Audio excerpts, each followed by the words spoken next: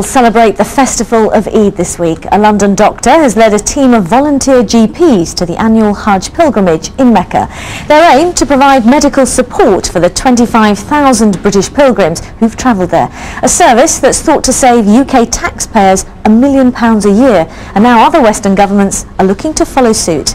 This report from Asad Ahmad in Saudi Arabia, who's been given exclusive access to the doctors. Pilgrims made up from every nation on the planet, every age range from prince to pauper. It's the journey of a lifetime, and the health of 25,000 Brits falls into the hands of a GP from South London. They are going to perform one of the pillars of Islam, and their main task is to concentrate on doing this one. And at that time, if they are ill, that is preventing them from performing their act for which they have gone. The doctor has selected a dozen GPs to help and provide medical help during Hajj. He's supported by the Foreign Office, who pick up the £70,000 bill, but it's estimated to save the NHS £1 million. Britain may be the only Western government to send a group of doctors to Hajj year after year to look after the British pilgrims who come here. But other Western governments are now thinking of following suit, and there are two reasons for that. Firstly, the British doctors save the taxpayer a lot of money by treating illnesses so early on. And secondly, they stop illnesses, diseases and infections spreading to other members of the community if those illnesses were to be brought back to Britain. To provide a constant service, the doctors have to stay on the move with the pilgrims. A makeshift medical centre goes with them to tented villages in the desert. It's very basic, but we need to be in the heart of where the community is. We need to make it very convenient for them.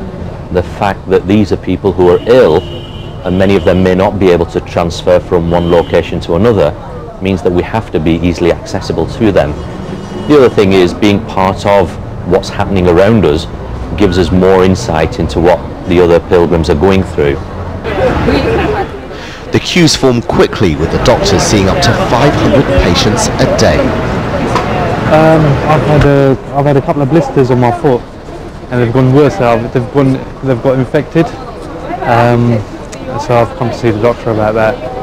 I think it's very, very good. I think it's even better than London. I just came in for some kind of simple reason. It was like they saw me straight away. I'm overwhelmed by the number of people, by the language, and to know that there's somebody who can communicate in English is most reassuring. Like the other GPs, Dr. Moyuddin has paid for a replacement to fill in at his surgery in Sutton. It costs him thousands of pounds, but the doctor feels it's worth it. We want them to return healthy back to UK, not to be suffering from illnesses and go back and enter into hospitals or spend time or money for the NHS. Assalamu alaikum, brother. One of those performing Hajj this year is Tooting MP Sadiq Khan. He's the first British minister to perform the pilgrimage. There are literally millions of people here. We're in close contact with each other, and germs spread.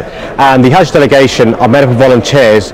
They do a tremendous amount of work tangibly, but also the goodwill they spread by helping people who may want advice, by the constant advice they receive.